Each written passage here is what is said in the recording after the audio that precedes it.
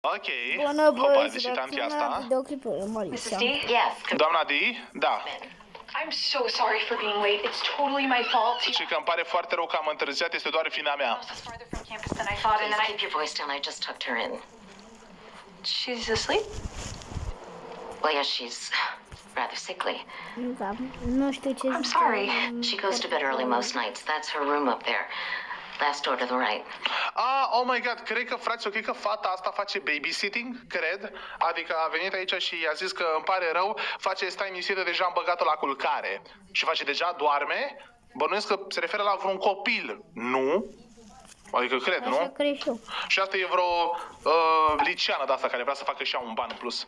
Sometimes she likes to sneak downstairs for something to eat. If she does, give her what she wants, and then send her back to bed. She shouldn't give you any trouble. Ok, și a zis că câteodată mai iese de acolo. Mamă, tare prin preț, apoi și vede că e un mod. Bă, stați puțin, nu vă faceți babysitter.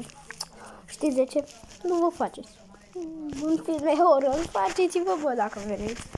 Nu vă faceți, bă, că poate vă lasă droguri și vine poliția și zice te acuză pe tine de droguri. Și tu n-ai ce să zici. Nimic. Adică de-aia vreau să vă zic. Continuăm. 100% de un copil mic. Fac pariu. Fac pariu 100%. Și că câteodată mai pleacă de acolo și vine la bucătărie să-și ia un snack.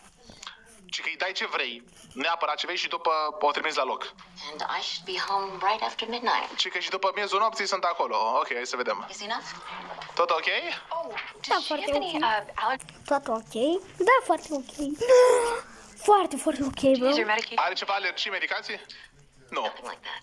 Nu. Pa, soră mea. Thank you for this. Mulțumesc pentru asta. Bă, băieți și fete, e un monstru. E un monstru. Ascultați-mă pe mine, nu m-am uitat înainte. E un monstru, vă spun.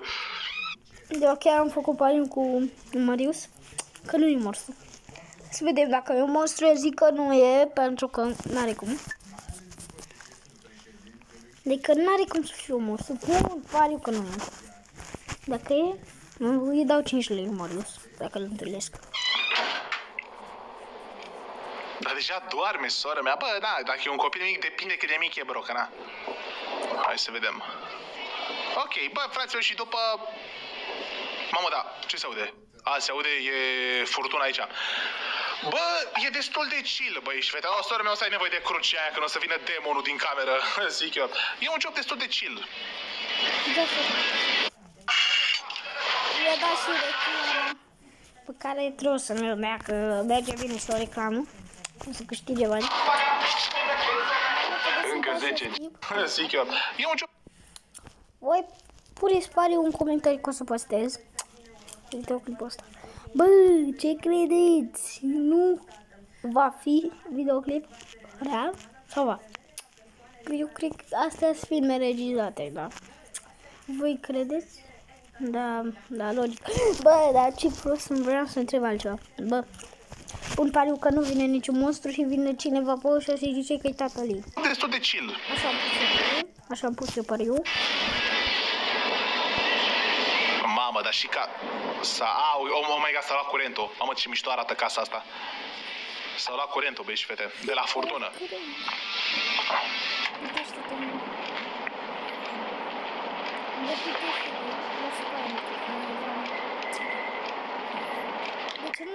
Cred că o să ai o surpriză.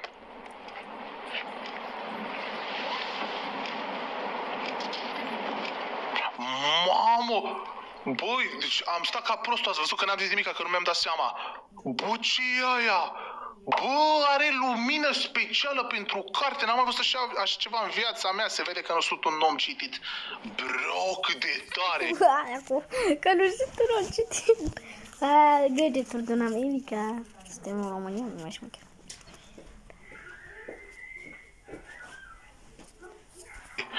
Mamă, eu mă uitam așa ca prost, ați văzut că n-am zis nimic, că nu știam ce e aia. Ce v-am zis, bro, ce v-am zis, fraților, așa face un copil, nu face, bro, e mare monstru. Da, real, foarte real. E moarte direct, vă spun. E direct moarte, băi și fete. Auziți cum face, bro, ăla nu e un copil. It's okay. E ok? Nu, sora mea, o să mori, aoleu.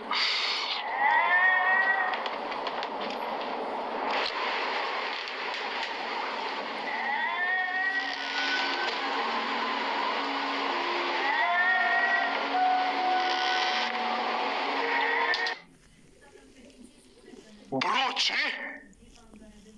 Bă, fraților, ăla e un What the hell, bro? What the hell? Da, am pus pariu. sicriu unde Am pus, m-am dat bare o lecă. scrie mami te iubește. Oh my god, bro. Cumva sora mea dormea în sicriu? Să nu scrii. Poftim. Așa, sora mea, pune mâna pe cruce. Numai Hristos te mai poate ajuta. Ce v-am zis? Ce v-am zis, fraților? Vedeți cum să vă luați jumpscare-ul? Nu e un copil mic, ce v-am zis. Numai Hristos te mai poate ajuta în situațiile astea. Ce v-am zis, băi și fete? Sora mea pleacă de aici, bă, v-am O să vă luați în câteva secunde jumpscare. Asta. zis, v-am zis. Zici că un episod... Ce v-am zis? Ce v-am zis? Așa, bravo. Bravo, băi, ai arătat crucea. Un film bun. Băi, zici că un episod din Life of Luxury să moară frații mei. Fugi, sora mea, fugi.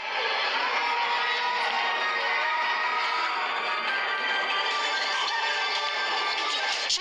Bă, eram sigur că și baba e complice. Da. Slab. Stai. A junghiat-o, bro. Mamă, man. Bro, ce, Doamne, iartă-mă cu oamenii ăștia ciudați. De ce ai înjunghiat-o pe fată?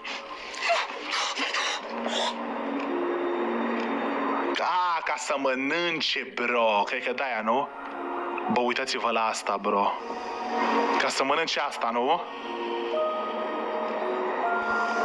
Da, vie mi se pare un copil, bro, what the hell, nici nu există. Da. Ca să mănânce asta, nu?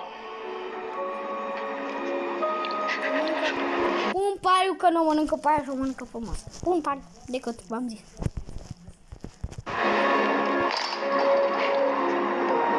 No! O să vă mănânce iadul, băi. Come get it, sweetheart. Hai și ia-o, scumpo, o mănâncă pe ea. Lăsați, bro, că vine și ziua voastră. Doamne, mam. Doamne, bro, wow. Doamne, man, bro, wow. Cum reacționează? Oh, my gosh.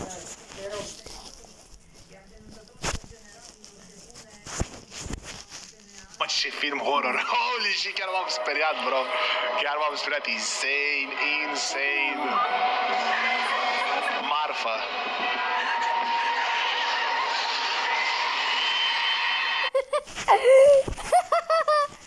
Da. Eu când vedem aia mă arunc pe geam. Da. Holy shit, genial. Ok, băieți și fete, haideți să vedem și al doilea videoclip care a fost postat acum o zi. NPC Short Horror Film. Dacă a început așa e un film de 7 ani.